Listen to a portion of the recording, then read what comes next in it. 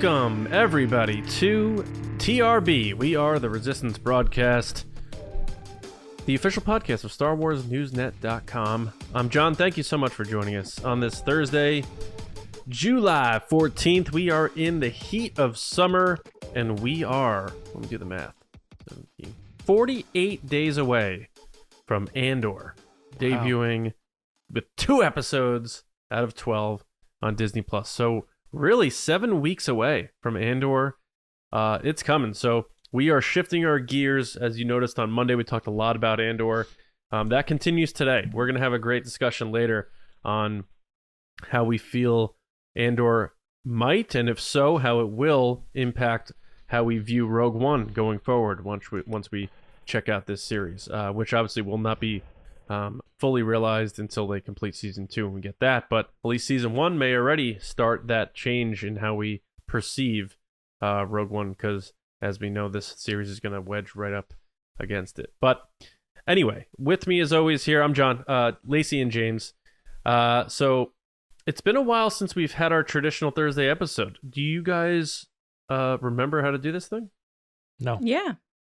Oh. No. Okay, one no, one yes. Okay, that's balance in the force, baby.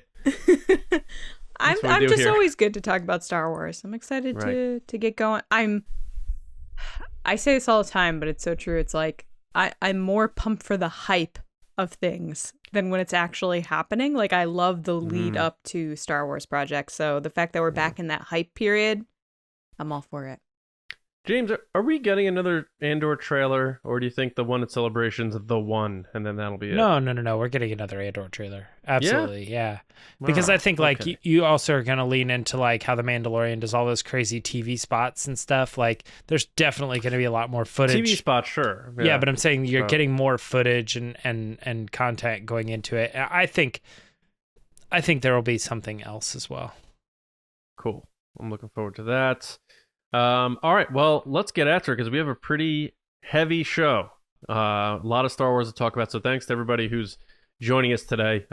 Spread the word, and let's have some fun. James, what do we got cooking for our first segment of the day?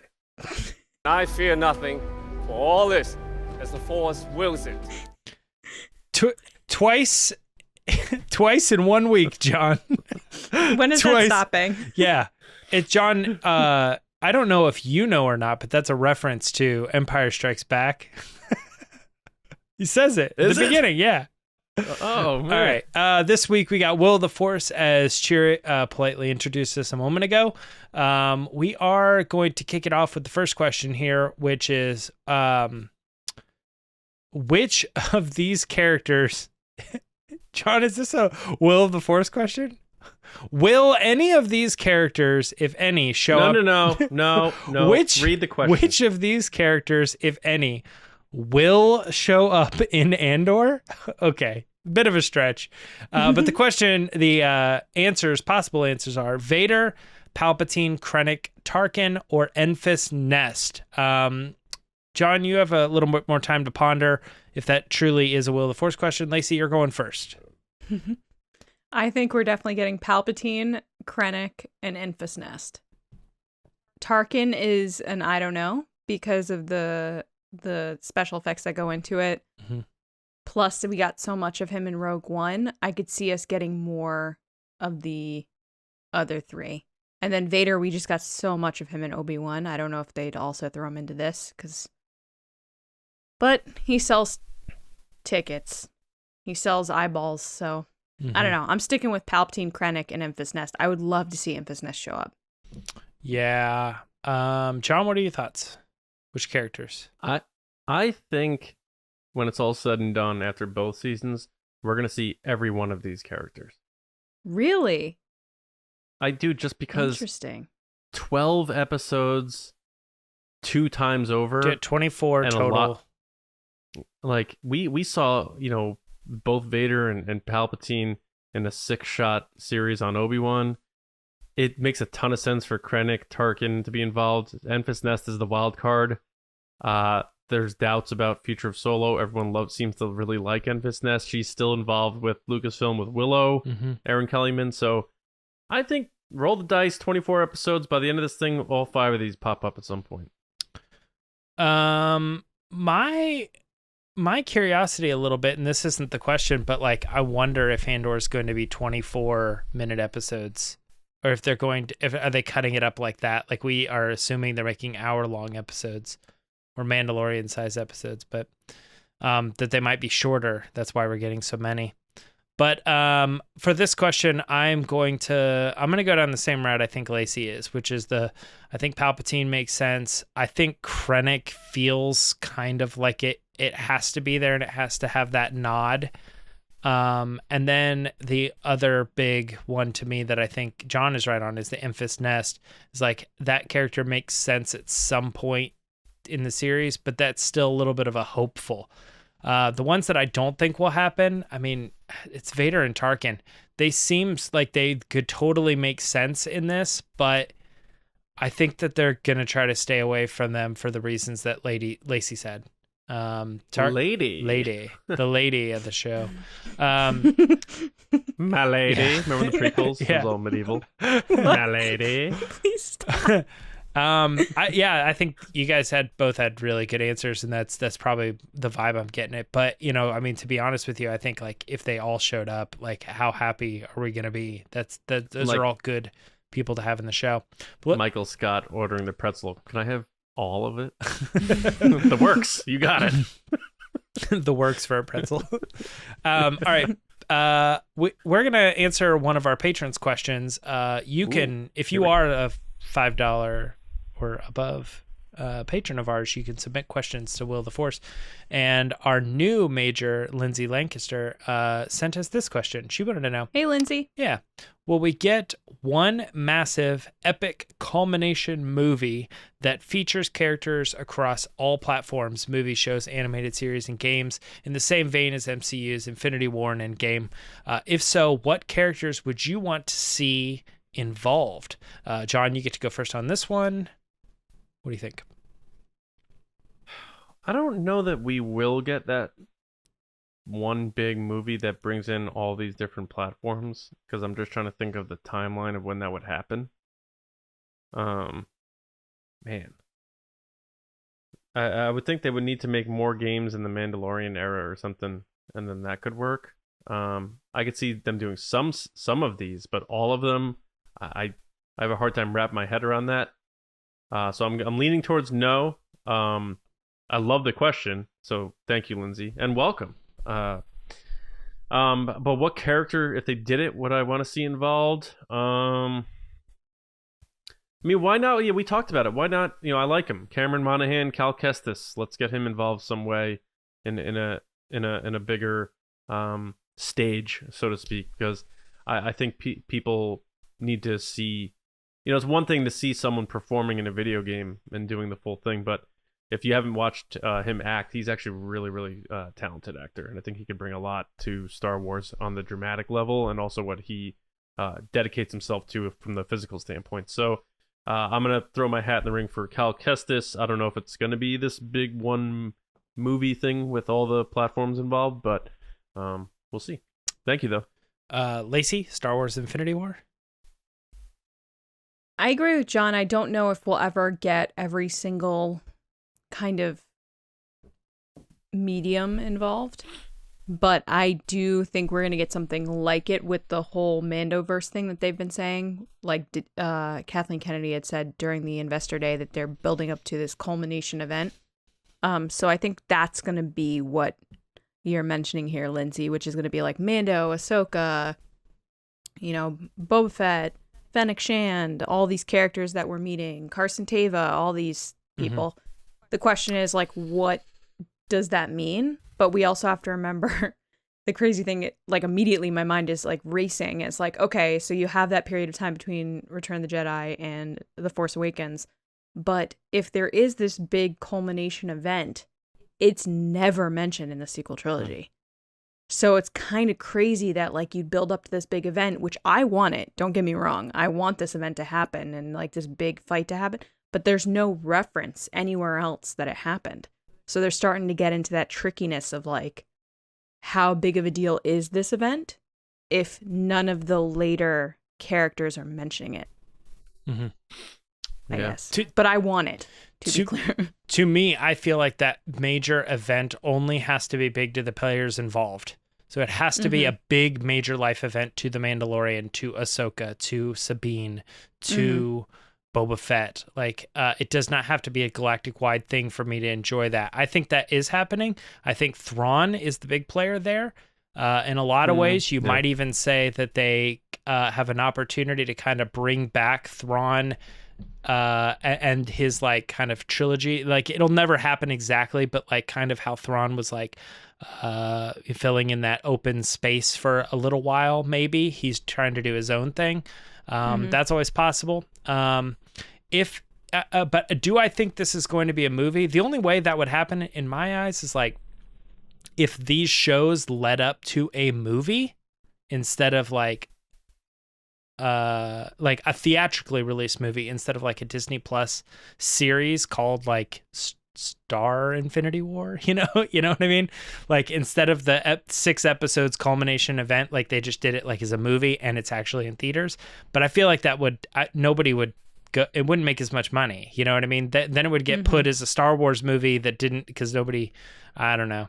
It's kind of a mess there. What I more or less picture is, and you'll know this if you watched our Q&A, is if Star Wars figured out a way to post sequel trilogy figure out that timeline where you start branching all of your cool franchises so that they all work together in the same timeline. And you can have these characters over here and these characters over here, and then bring those together in a movie and just kind of do the Marvel thing post episode 10, still in the Star Wars galaxy. I think that's their best thing. And if I was going to have a character be involved, obviously then Rey would be the main one to me. Let Daisy Ridley lead that thing and be the Tony Stark of the Star Wars world. That's fine with me. And just do that. So anyway, that was a lot on my part. Ahsoka is currently filming as we speak. And actually, we didn't talk about this, but supposedly there's a rumor that Skeleton Crew is also filming right now. So we are still under the assumption that Ezra is in the series, though it hasn't officially been stated. With the likelihood that he is, will we officially learn that who is playing live-action Ezra before the end of 2022. Lacey, I'm back at you on this one. Any chance we get that specific announcement before the end of this year? After Andor, when does Andor end? What is the last episode date? September? Oh. No, it has to be early November or mid-November. Yeah. I'm just curious if they're doing another Disney Plus day or they're going to do a Disney Investor Day. But regardless, I think they will announce it after Andor is done. I could see them announcing it by the end of the year. To get you excited. For the next year. Yeah, all right. Well, John, what do you think? Here's where it gets a little dicey for me, because with Ahsoka filming now, and we have clearly seen how accessible, for lack of a better term, those Southern California, Manhattan Beach shows are to reports and that sort of thing. If a trade gets a hold of because they're filming it now, so if they follow the same schedule as Kenobi, they're going to wrap filming around early September. So we're looking at about 2 more months. If a trade or something gets hold of that and they report it, it's going to force the hand of Lucasfilm to try to take the thunder back and do it. So but I they think have kept secrets, though. They kept Luke Skywalker. They kept Grogu. So the question is, will they be able to keep this secret?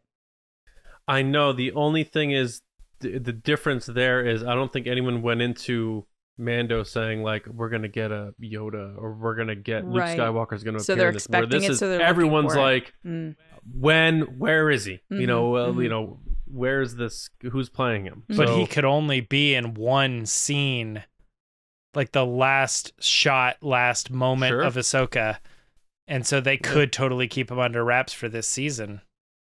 And we know how sometimes publicists and PR reps try to boost agents, yeah, so they may leak like, hey, just so you know, our guys Ezra on Star Wars, and like Vanity Fair's like, ooh, okay, boom, exclusive. That Lucasfilm's like, damn, Dan Brooks, write an article. Let's post this. So Boom. I think by the end of the year, I think we will.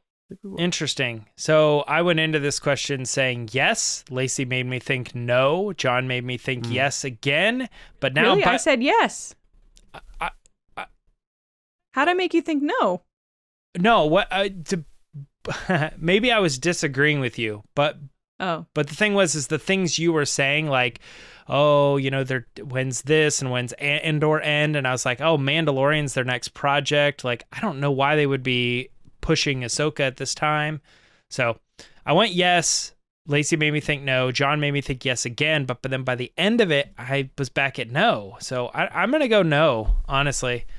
I think your argument. What is John doing? I don't know. I can see his pajama pants. One time. I can see his pajama pants. Yeah, John. You saw my pajamas? Yeah. Were they buttoned? Yes. Yeah, I don't know. I think like the arguments on that is just like I'm now starting to think that they're more likely going to keep Ezra as like the golden goose or the MacGuffin of the show. And so I think there's a good potential that they will totally, and there's also there's rumors and stuff that he has been cast for a long time, and the trade and the agents and everything like that, they haven't, people have said, but I don't know. I just don't think any sort of official announcement, even if a trade says this is real, this is the real person, here's the photos. I think the question comes down to, will we officially learn who is playing live action? And I think that's their golden goose. That's their MacGuffin. And I think he's supposed to be a surprise. At this point. I think you're probably right. But I'm saying an official announcement that this person's playing him, I think he's the culmination of the show. So I'm going to go with no. But we have one more question, and this one is coming from one of our generals. That would be General Beard John RISI. John wanted to know, will Andor bring in Ahsoka for early rebellion help? A planning session with Mon Mothma and Bail Organa, for example? John, you get to go first on this one. We are not going to see Ahsoka Tano in Andor. Nope. Any reasons why not? Nope. I just think, again, there's been so much Ahsoka in this timeline. I don't know that is necessary for her to be at that point of the early rebellion. And I don't know that would screw up anything that crosses over with Rebels, which is around the same time. And I don't know what they want to do about Rosario there, because then you're looking at, do they have to de-age her 15 years because she's in the Mando timeline? So there's a lot that would have to go into it, and I don't know that they want to have her come steal some spotlight. So, and it just seems like it's a more human series than a mystical Force-driven series. They'll watch, like Chirrut show up or something, but. I don't think we're going to see. I just have a feeling we're not going to see Ahsoka in Andor. That'd be too much, I think. Gotcha. Lacey, thoughts? Yeah, I think. Look, I love what they've done so far with Ahsoka, with Rosario Dawson. I think she's amazing. I think Ashley did a good job when she did Ahsoka, obviously. We've gotten a lot of Ahsoka, and she has a series coming out. I don't know if they're going to sprinkle her into everything, because at this point, she's in a lot of stuff. Like, weren't we talking about recently, like, what her screen time is as a character? Of, like, how much time? It has to be one of the highest. Right. Yeah. I would think so maybe only, like, Anakin. Right. Possibly. I don't know. I just don't know where she would fit in Andor, and I feel like it would just take away from the story of Andor. I think that it just needs to be kind of no Jedi. It's got to, because... At this point, the rebellion's trying to figure their stuff out, And I feel like it's going to have more of an impact without Jedi and without lightsabers, and that's coming from someone that loves lightsabers and says that's the only thing that makes Star Wars Star Wars. So, but yeah, I don't think she's going to show up in Andor. Yeah, I am in agreement with both of you. Great question, John. Yeah, it is. It's a tough question because it makes a lot of sense. I think that the thing that will probably happen involving Ahsoka in Andor is Fulcrum, Yeah. The tag, I don't know. They may mention her by name, but if they're going to, I agree. if they're going to bring in Fulcrum, because she has been that pivot point for the rebellion for a long time, that she took on that name, like 1 year after, Revenge of the Sith. And so this would be like 14 years later, something like that. So at some point, Andor also was a Fulcrum agent. So I feel like this could be that story. It could be a good way to tie in with some of that lore. But I imagine if they're using code names, they won't be like, we want you to be Fulcrum.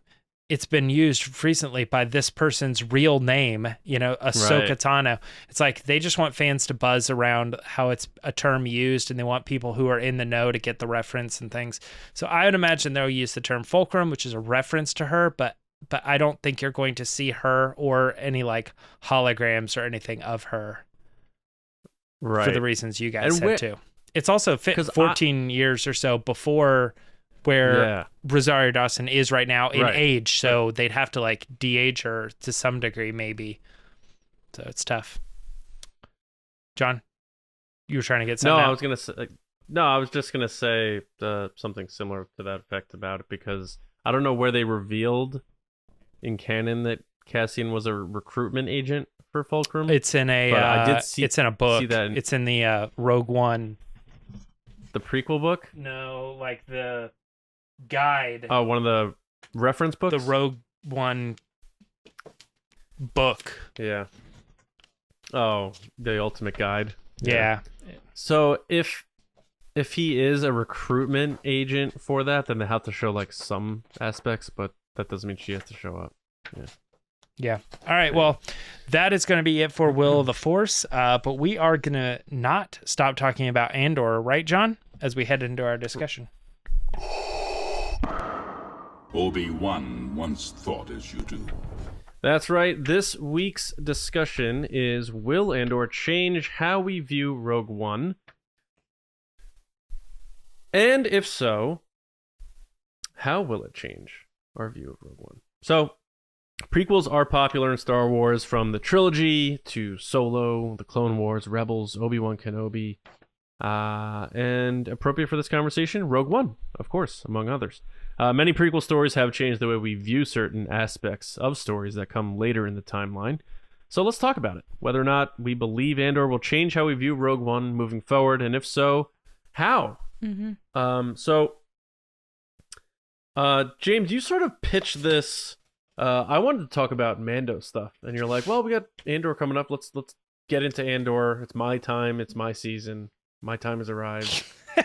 James came at me so hard today about this. I was like, all right. I was like, I don't know why we're talking about a show that's like 2 shows away. We should be thinking about the one that's 1 show away. Right. So here we are. So I'm just going to toss it to you to start things off, because I don't have concrete things, but I have some ideas. But I feel like this discussion may inform more specific things for me. So your pitch, so take it away. Well, the thing is that originally when John sent this over, he said, how will Andor change how we view Rogue One? And I thought, well, I think first, before we even get to that discussion, there is the discussion around how people are affected just in general by the content in Star Wars or other movies that affects the things they've seen before. Did the sequel ruin the original for me? Or like, oh, Jurassic Park, now I can't watch the original without thinking about all the stupid movies that came later, or whatever. How does that conversation really happen? Because a lot of people do think of Star Wars like no content that Star Wars or Lucasfilm creates today will ever change how I feel about A New Hope, or whatever. And I'm always like, how is that possible?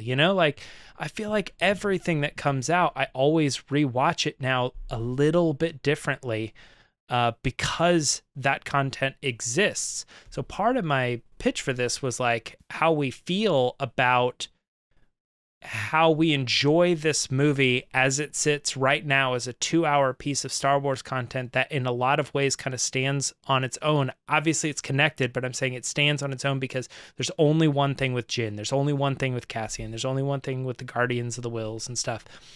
So it's like now we're getting ready to head into 24, 12, but 24 total pieces of live action content around this character. Is that going to affect our feelings on Rogue One? And I think it has to. But my personal opinion on it is that it has to elevate it. I can't possibly imagine that the show is going to be like, now that I know all that stuff about Cassian, it ruins Rogue One for me. Can I just jump in really quick, James? Yeah. What you're saying right now is what John was saying about Obi-Wan Kenobi in A New Hope. That you were like, it's just funny because it's like you're making the same argument about the next show. Am I?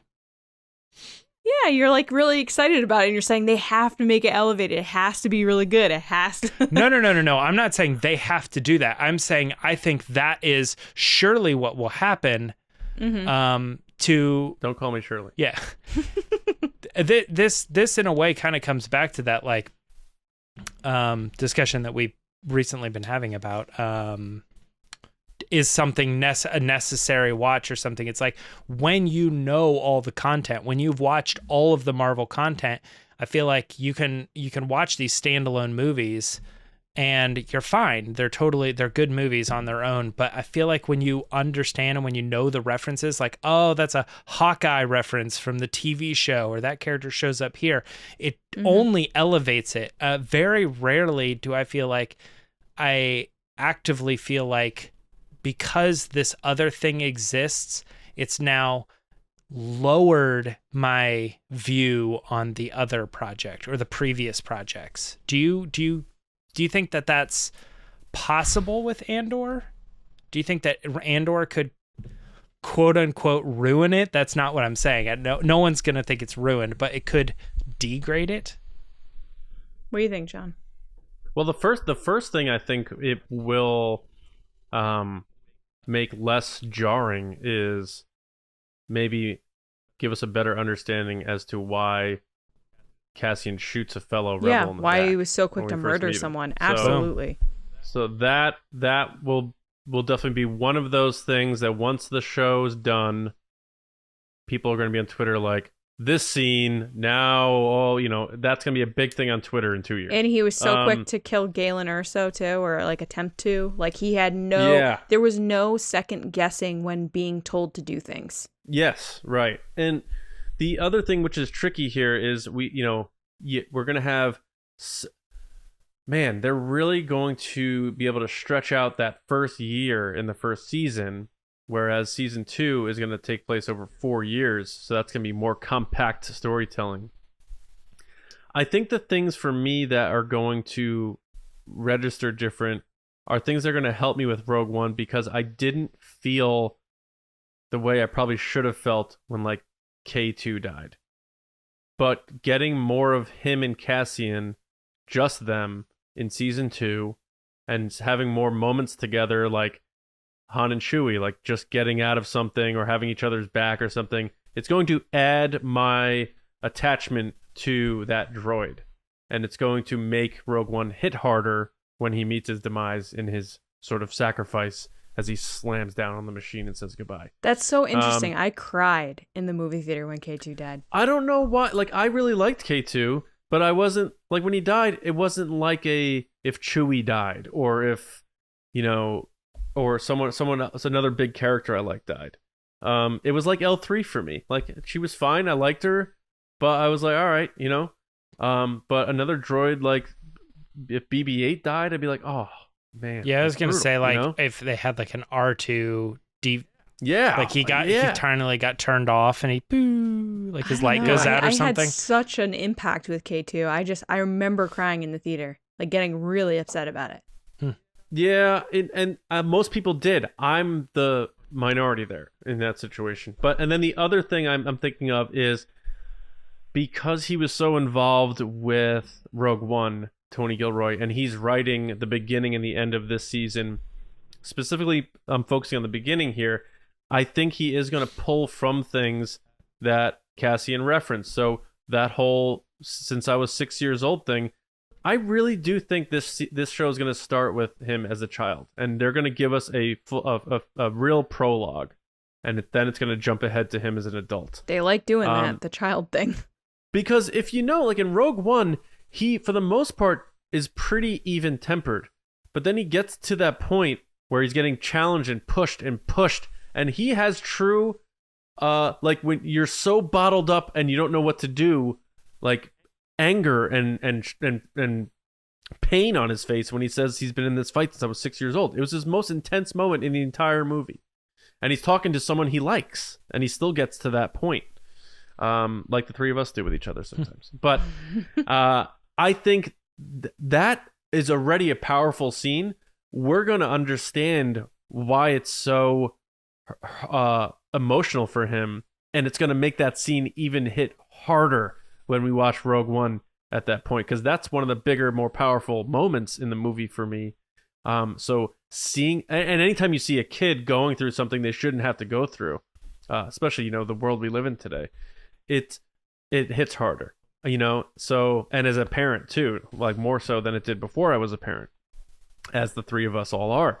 So like those types of things, I think Gilroy's gonna like delicately lift and not do full wink because he's he's more of a smart filmmaker. But the fact that he's bookending season 1, first 3, last 2, I think we're gonna get some sort of connectivity and stuff like that.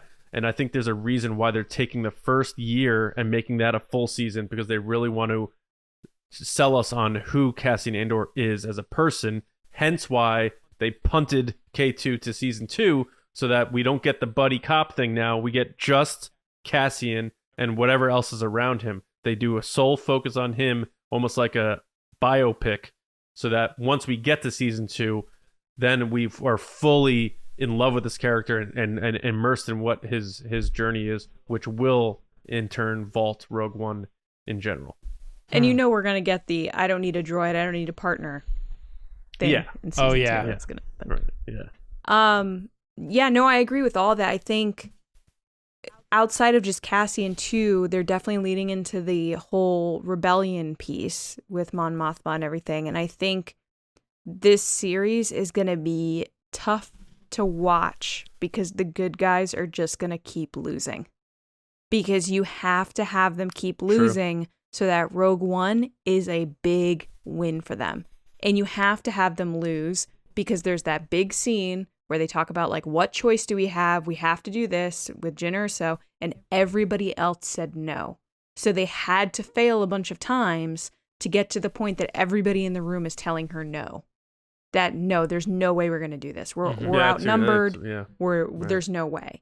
And I think that, it's going to be hard for me to watch because it's definitely not going to be a happy ending, a happy, cheery show. Yeah. And of course, it's going to have its comedic moments, and it's going to definitely season 2 with K2SO. It's going to probably be really good with those like kind of buddy moments. But this is going to be definitely a dramatic, dark show, because to get to Rogue One, to what they go through, and that movie is dark, I would say, because everybody dies, and like, at the end it's like, there's this glimmer of hope of what's to come after that, but everybody you just spent time with is now gone. So to get to that point where what's at stake, and that they have to, the risk that's taken in Rogue One to get those plans to have that success, which nobody thought was going to happen. They have to fail to get to that point. And not just fail once, but like continually fail and continually lose people, so that they feel kind of at their end where they're like, where do we go from here? We have to take risks. And that's why I could see it going into something like John was saying, where Cassian is saying yes to anything that's being told of him, because he has to make mistakes along the way, right, so that when he goes against orders, he makes a mistake and something bad happens and there's consequences, so that he is not willing to go against orders again. Yeah. It's interesting. I absolutely do not disagree that there's going to be a lot of failure in the show. But one thing that I will say in my understanding of Rogue One was that what everybody was scared of is making a big move, because the way the rebellion has been working for a very long time is a lot of small victories. Sure. So it had, like, I'm watching Rebels and I'm thinking, these characters are successfly, they have losses along the way, but like they are successfully doing this one thing and this one thing and like this one thing. Emphasis getting coaxium. Yeah. There are things that are happening and there is successes happening. So I could see there being episodes where Cassian like succeeds on the mission and they do something, that makes a difference for these people and for this tiny subject of the galaxy. I think the bigger thing here with Rogue One is when the Empire gets a weapon that just says, we're freaking ending it all. Like all of this, you these small little victories, it's done. And they go, we don't have the ability to like get together and fly in, but they do. So I think that's going to make Rogue One really special. And I think we watch Rogue One and we kind of assume that we understand the rebellion, because of Rebels or a book or something, or what we've kind of pictured in our head for years. But I think that seeing Cassian fight the fight and the people that are going through the problems and all these little victories that they have, as well as the failures, I think that's going to get us to the point where when we see Rogue One, we'll be more affected by the Empire stepping in with the Death Star and saying like, this thing exists to shut down everything you've been watching in Andor. That stuff, the Empire hates it, all of it. Get rid of it. It's done. We're creating this weapon to kill him and everybody like him, to end that. So that victory will be even sweeter. I don't know. I have one other thing, but maybe I'll toss to you guys your thoughts on this. But like, there's one other aspect of the topic being here, like how will we change Rogue One, or how our views will change of Rogue One. But I also think that Andor will very strongly change Return of the Jedi for a lot of people, because this will be the first time that we see the fight that Mon Mothma has been parading for so long. We will see 24 episodes of her saying, this is what we're doing, this is the way we're moving forward. And I know that people... Will we see Bothans? Bothans, yeah, but potentially, yeah. But I think that's true. Like, she could have a good relationship with the Bothan people that later pays off. That's good. I like that. But my thought is that, like, when people saw Rogue One, they're like, oh, I think that's that lady from Return of the Jedi. That's interesting. And it really didn't have a whole lot of gravity. It seemed like she was more of a reference or a cameo. But I think after watching this show, I think people are going to go back and rewatch Return of the Jedi and say, oh my God, that's Mon Mothma.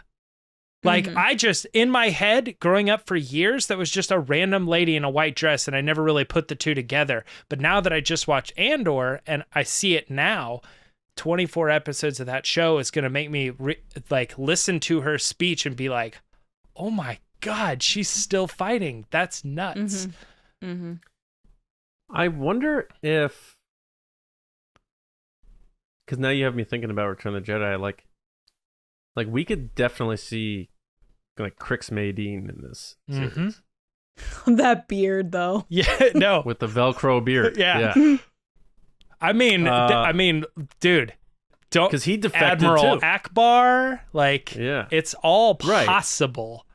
Right. But Crix Maydeen, like he's like a punchline in Return of the Jedi. For sure. And you know what? Honestly, I hate to say it. So's Admiral Akbar, okay? Oh my God.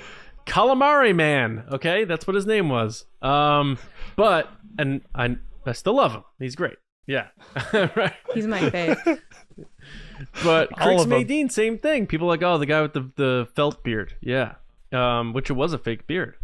But his story can definitely be fleshed out more, where, he is someone who defected from the Empire, and, it's very like Bodhi Rook and Galen Erso. And that's another guy, there's a chance we could see Mads Mikkelsen pop up in here with the Death Star operations or what have you. Like I'm not exactly sure when he left and went with his family, but we saw flashbacks of young Jin, and he was still very much involved on Coruscant, sort of partying with Krennic and the high society Imperials and that sort of thing. So it's like so funny how this series really could be the one where it's like cameo bingo, and we're not sure who's going to pop up in this.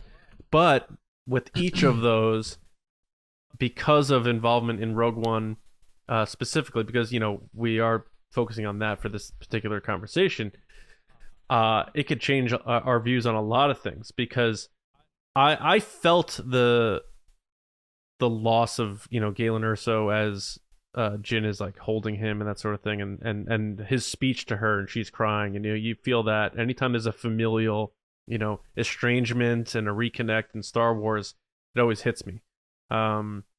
So if they do anything more with Galen, even if it's something where he talks about his daughter and we don't see Jin or anything like that, but he refers to her and he's like, I got to get back to my daughter, I haven't seen her in 2 years or something, like that'll change how I see them in Rogue One, because then you remember how apart they were for such a long period of time, so that's it could be a subtle thing, but it's still like, is it that reminder, like, wow, that I'm seeing that pain in this guy's eyes, I'm seeing the conflict in him, so that could be interesting. Now, whether or not we see him or not, I'm not sure, but because this show is going to be spanning 5 years, there really is a wealth of opportunity for us to get a lot of things from Rogue One boosted up, including Galen Erso. Yeah, I think that there's definitely, it seems like in these newer series that are coming out, that especially like Obi-Wan Kenobi that we just watched, they're definitely taking more time to show you how bad the Empire is. How bad they are, that Galen ran to this random planet and is terrified and has a whole plan to get his family away. Like, they're showing you how they came to be be in power and stay in power, and how people didn't come up and rise again. Because in the original trilogy, you see this whole group of people that are up against the Empire, and you have people that hate on the Empire and all this stuff. But as we're getting these shows, like characters like Tala are coming out, and Mayfeld's coming out, where you had people that were a part of the Empire that's giving it a different kind of side of, people went along with it thinking it was one thing, and no, it is actually a very, very bad, Han, too. Yeah, a bad place. And they're gonna keep showing you that. And I think they're just showing kind of how what the rebels are up against completely, and not just like a big Death Star. I think they're trying to show you like they have control everywhere, and this is why the people are joining them. This is why people are afraid of them. This is what's at stake when we don't stand up to stuff like this. And that's what I think is going to stand up. That's going to come to fruition in Rogue One, is like you see all the, even like the purge troopers, or not purge troopers, death troopers and stuff. Yep. That show up, that you first see them and you're like, okay, he has stormtroopers, who cares? Why are they so scared that they ran that far away? Mm-hmm. Like, why are you so terrified of these people? They have to be doing terrible things. And they, in Solo, when we talked to John Powell about this, how he did the sort of more up-tempo, positive version of the Imperial March, right, as the recruitment for the Empire. And this, I took a war, I think it was war film history class in college that I actually paid attention to. And they did a lot of propaganda films. They showed us pro-Nazi propaganda movies. And if you watch those movies and try to like pretend you don't know what that guy's all about, you'd be like, this guy is like Frank Sinatra. They have him parading down, waving to people, kissing babies. He's like this really friendly, nice guy, Adolf Hitler and stuff. Like, that's what that's what they're trying to show us in Star Wars with Solo. Like, join the Empire, spread peace and unity throughout the galaxy, learn new worlds, explore, learn new skills, explore new places.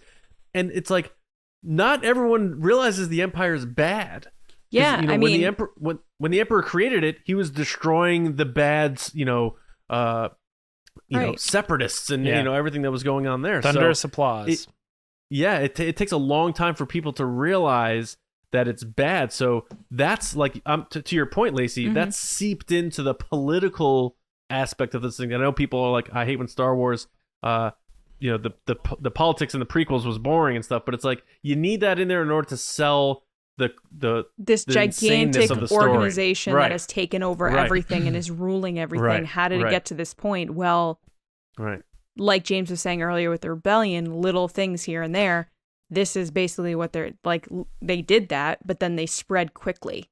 Yeah, I think you're dead on. You said something, Lacey, that you think the show is going to emphasize how bad the Empire is, and I think the trailer is straight up telling you that with Cassian's dialogue. He says at one point, if I'm not mistaken, look at them, they're so proud of themselves, so fat and satisfied.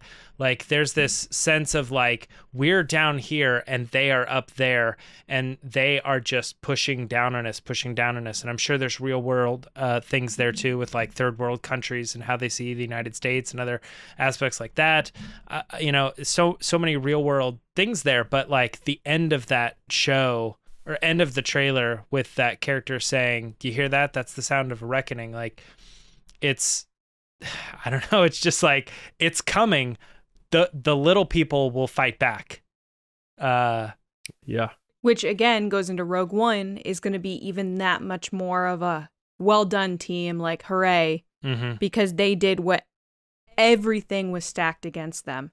And they were at such a low point, which this show is going to get them to that low point. They had to make a risky move to succeed, and they did. And that's why it just means that much more, even on top of how we already feel about those characters, that they were able to succeed and get those plans out. Yeah, don't forget we've seen it. So, maybe you're not sitting on the edge of your seat, but the Rogue One is the culmination event for Andor. You will see everything leading up to it.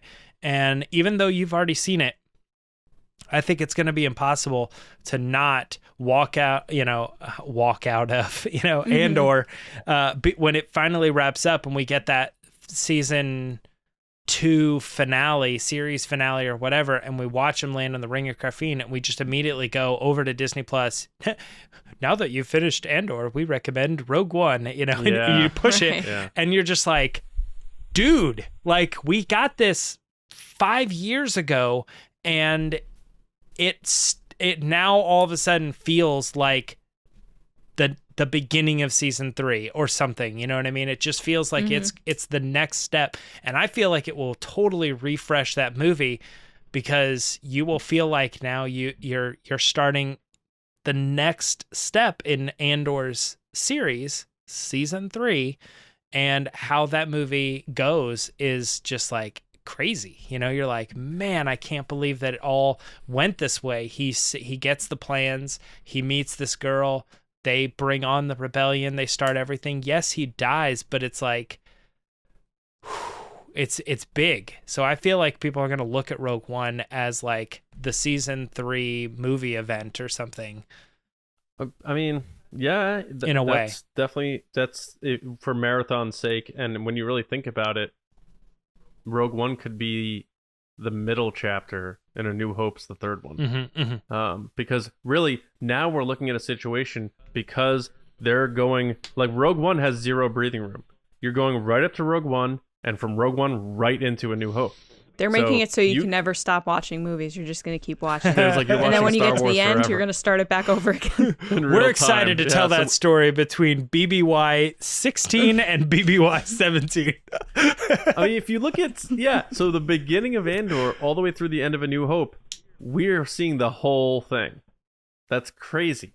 But here's one thing that I wonder that they'll do if they want to get cute, which I don't know if they will at the end of Andor. I wonder if they'll show like the arrest of Jyn Erso and we get a cameo from Felicity Jones. Because we start with her in a hauler in prison.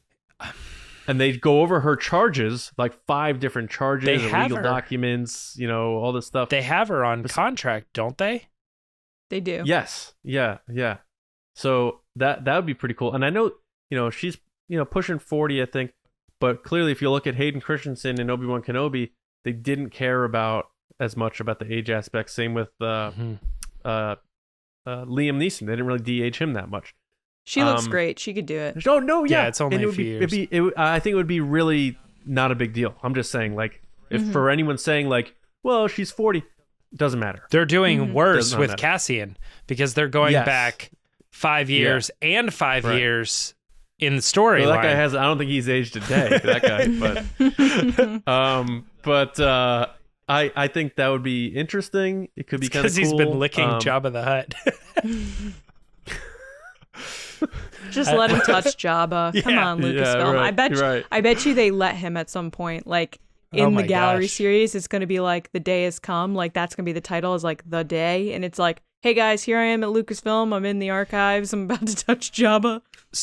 Or I'm on the set of Solo, and they let me come over and touch Solo 2. That's the way they announce it. They don't even put an announcement out. It's just like casually dropped in gallery. Please, just give me something. So other little references, do you think that maybe could potentially change how we view it? Like, is there any chance that we see, probably not Chirrut Baze specifically, but his understanding of the Guardians of the Will seems like he had kind of run into them Podslibby before, and like, is there any chance that we see like a run-in with a couple of bad Guardians that like kind of gave him problems and issues, and he's like, oh, you're so religious and I hate it and get out of here, and then like when we rewatch Rogue One, he's like, they're up to no good, leave him alone, don't talk to him, and it's like, oh man, I kind of get where he's coming from now, whereas in Rogue One when we watched it originally, we're like, I think those are going to be good guys. Yeah, that, and they have to make some reference to Jedi at some point, because they always do. Like, they have to be like, hey, the Jedi failed us or something like that. Like, we're on our own. Yeah. I mean, I'd love to see those guys back. Chirrut Baze specifically? Yeah, I think that'd be awesome. But then we may be pushing it. So maybe other protectors of the wills or whatever could work. But the other thing, like, I know we're coming up on time, but my last one, which could be interesting if he's in it, we don't know if he is Krennic. Because we see how much he is driven in terms of, making sure he impresses the Emperor and that the Death Star is his project and stuff like that. If we even get just a little bit more of him, that will, I think, the biggest elevation will be the him and Tarkin stuff in Rogue One. Because if we see him working even harder or goes through a really difficult situation, or even if, say, he has a scene with the Emperor or something where it's him trying to sell the idea of the Death Star, or him and Galen, who knows? That could be really cool, actually. Because the first thing we see in Rogue One is them on Lamu. But anything with Krennic, I think, could be elevated based on which way they approach it. So whether it's like Death Star stuff or his relationship with Galen Erso, or him and the Emperor, just trying to see anything of him with his aspirations. A Krennic Mon Mothma before scene. choking on them. Yeah, a Krennic Mon Mothma scene could make sense. It's how she kind of has an understanding of him. Maybe she's politely talked to him in public, and he's like maybe even trying to convince her, like, I'm working on a project that could be really cool. And just getting Ben Mendelsohn is so stuff. Damn good. Yeah. Let him put the cape back on. Oh man, I could see him not being a director at the point, but being like, a manager, state governor, or manager, yeah, whatever it is, yeah. But no, he just has that title, and he's there, and he's involved, and maybe he's making like a manager political Krennic. move or something for something. I don't know. Yeah, I to circle back around on like the title of this episode, like the discussion of, will Andor change how we view Rogue One? I think the answer for us as Star Wars fans and listeners of this podcast, like, I think yes, it has to. Like, it is going to change how we view Rogue One, but I think it's going to be for the positive, because, as Lacey mentioned earlier, like, what they like to do more recently is flesh out all of those little elements. These shows help to flesh out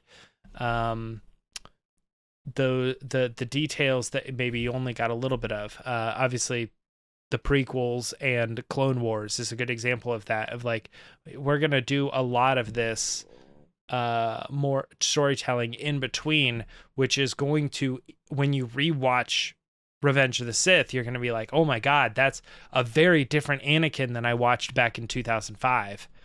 Because now I've seen this show, and the way the character has been played out there just kind of ultimately gives a bigger picture of the entire franchise, but specifically the movies that they're kind of directly tying in. I think Rogue One is the Revenge of the Sith here. It was well received, but 2 seasons of 24 episodes each is definitely going to change it, I think, for the positive in a better way. Mm-hmm. And well, Lacey, final thoughts.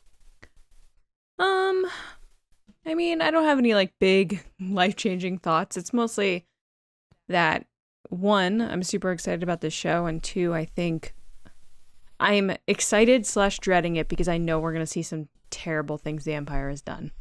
Yeah. Like really, really brutal, terrible things that just like really depress me. Yeah. Well, And I'm also a little depressed. Well, not a little. A good amount of depressed that K2 is not in this season because he's my favorite character from Rogue One. So I'm just like looking forward to seeing him in season 2. Yeah, I mean, I think this was a really good discussion. I think if we're being honest with ourselves, we knew that the answer to the title of the episode was going to be yes. But I mean, at least me anyway, coming into this, I didn't really know in what way. And I think this conversation helped me find things on my own, but also hearing you guys bringing up things made me think of, oh, then there's that, and then there's that. And, we'll probably be able to explore this further after, or well, during our TRB live stuff with Andor, but also after season 1, looking ahead to season 2, which is going to be, 80% of the timeline.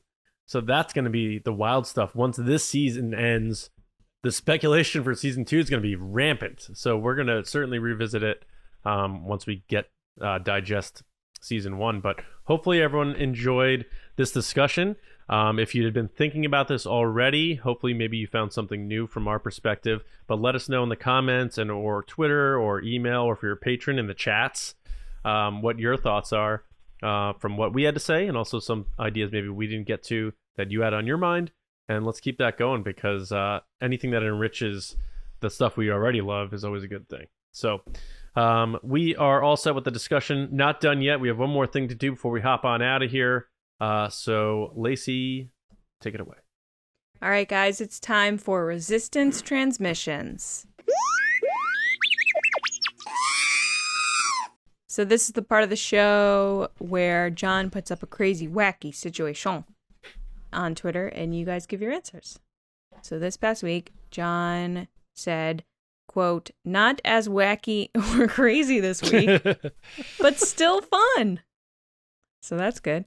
Stranger Things is the only series bigger than Obi-Wan Kenobi right now, so we wanted to ask you, what Star Wars track would you listen to on headphones to keep the evil Vecna from killing you? This is a good question. By the way, I don't understand the question. So there's an evil monster, James, and when you're in the Upside Down, the way you can get out of it... Are you spoiling Stranger Things right now for me? Not really. It's kind of more of a reference. Lacey. It's not spoiling. No one dies. I'm not... John. Yeah. I'm going to watch Stranger Things, probably. So basically, it's like you're in like another dimension, and the only way to get out is through playing music. It's kind of like Nightmare on Elm Street, where they're like, "Don't fall asleep, like wake up," type thing. This is music. But I have to applaud them because they really jumped on this and it became like a meme on its own, and they've just totally run with it in the best way. And I think it's a really good example of marketing. Side note, Spotify does upside down playlists. So if you search upside down playlist, it gives you your personal Vecna playlist. Yep. If you if you search in Spotify, put upside down playlist, it will pick your specific personal songs that would get you away from Vecna. So can the team who marketed Stranger Things go back to 2018 and market Solo a Star Wars story for me? Did yours come up, John? It should pop up with a picture of yes. Max. Yeah, and then look at the songs. Guess what the first song is? Danger Zone. The Top Gun anthem. John, that is your Vecna song. Oh, that's the one? That's the song that... So the whole list is songs, but that top one is the one that would get you out. Trivium. So Lady it's the one Gaga, that's... Weezer. Dun, dun, dun, dun, dun. Yep. Of course, that's your song. Yeah. All right. I was going to say, too, that my friend's band... I'm going to shout them out a little bit here. They were in a band called Defiance. They broke up for a number of years. They decided to get back together. And as they're writing new stuff, they switched kind of styles, and they've changed their name to Night Rider.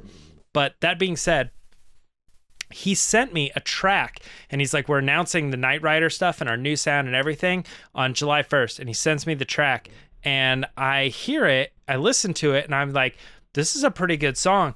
Did not realize that it was a cover of the Stranger Things Running Up a Hill. I'd never heard the song Running Up a Hill before, and I'm listening to this, and I'm like, yeah, song's great, man. It sounds awesome, and did not even put together, like, it was like weeks later when I was like flipping through Instagram or something, and I heard the song, and I was like, how is this? What is this? It's a really weird thing, but Mine was but go listen to it. Fastlane by It's on Spotify now. Night Rider. Nice. Mine was Fastlane by the Eagles, and then Whitney Houston, I Want to Dance with Somebody, which is totally Can I do it 100%. if I don't have Spotify? My song. Yeah. Well, it's not going to pull your personal stuff. That's the thing. Oh, that's good. Oh, and real quick, Yeah. just as a recommendation for people: if you like the Running Up That Hill, but you're like sick of the Kate Bush version, I never knew that she was the original. I used to love the 2003 version by Placebo. It is really good. Look it up on Spotify. Highly recommend. So 2 covers to check out. There's so many covers of that song now, though. Like, everybody put one out. But that was 20 years old. It's like no, one I'm that just they saying had in their rotation. now Yeah. everyone's put one out. Oh yeah, I'm gonna cover it. All right, so tomorrow. ours was this situational is Star Wars tracks. So first is Mike Ramori at Drum Jedi. Hello, Mike. He said Rey's theme. That would be mine. By the way, let's answer the question quickly. Mine's Rey's theme, obviously. What would you guys pick as your songs? Apparently, it's Do What You Gotta Do from Descendants 3 for me. I think it's like, I don't know, he played a Disney song once. All right. I'm going with the throne room into the finale in A New Hope. Solid. Is this like our Upside Down song or whatever? Yeah. What would you pick? I don't know. Right off the top of my head, I'm going to go Linkin Park's Heavy because it's Star Wars, James. Oh, Star it has to be Wars, Star James. Wars? Oh. James is so busy loading Spotify into his phone, Yeah. he didn't listen to the Resistance transmission. Yeah, I didn't. I'll come back to you, James. Okay, Yeah, I don't next know. up is Trevor at Spin Up the FTL. What up, Trevor? Who said the hologram, binary sunset, and the asteroid field. Ooh, good choices. Nice. I'll say Next. Hope from Rogue One. Nice. Next is Matthew Planaka at Maddie Planaka. What up, Matt? He said Lando's Palace by John Williams. I think it's Palenka. What did I say? Palaka? Planaka, like the security Yeah. guard in the Phantom Menace. Yeah, I was like, this name sounds familiar. You're welcome, Matt. Matthew is a breath spray. Next is Grogu Voodoo at Grogu Voodoo. Grogu, what are you reading, woman? Sorry,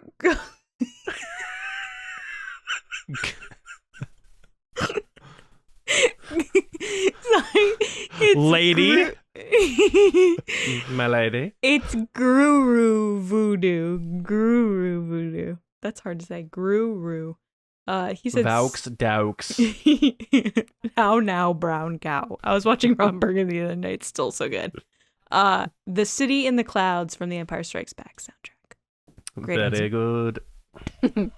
Next is Joey Pittman at JPitty23. Hey, man. What up, Joey? He said Asteroid Field or March of the Resistance. Oh, Two yeah, good there picks. you go. Next is Brian Pothier. What up, Brian at B Pothier? Where you been?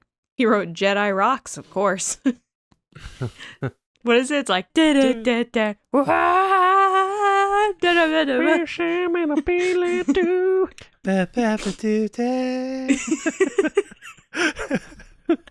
Ooh, ooh. All right, next is Kendallorian and Galactic Curator. What up, Kendall? Hey, Kendall. I'm just loving James' like secondary voice there. Background Backup singer. singers. All right, he said Duel of the Fates. If that comes on in the cans, Vecna best be running. Well, you run, Kendall. Vecna doesn't I run. love, for some reason, I love, I'm trying to like hear that in Kendall's voice saying Vecna best be running. Because he's such a nice person. He's a very pleasant, soft-spoken man. So that'd be like, I want to see Kendall mad at Vecna. That's what I want to see. Can you guys do Jedi Rocks one more time? Daddy, you see me coming up Billy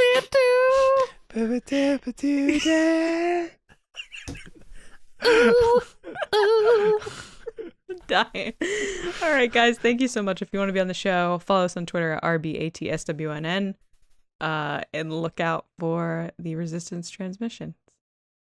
Back to you, John. All right, that takes us towards the end of the show here. So first off, thank you to everybody for listening, watching, being a part of TRB.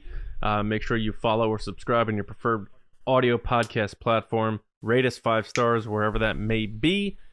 Spread the word of the podcast. And of course, youtube.com/Star Wars Newsnet videos. Thanks to everybody for helping us get over 8,000 subscribers. So we're getting closer to that 1 million mark. Almost there. Thank you to everybody as we are on our journey. Coming for you, Marquez Brownlee. That's right. Yeah.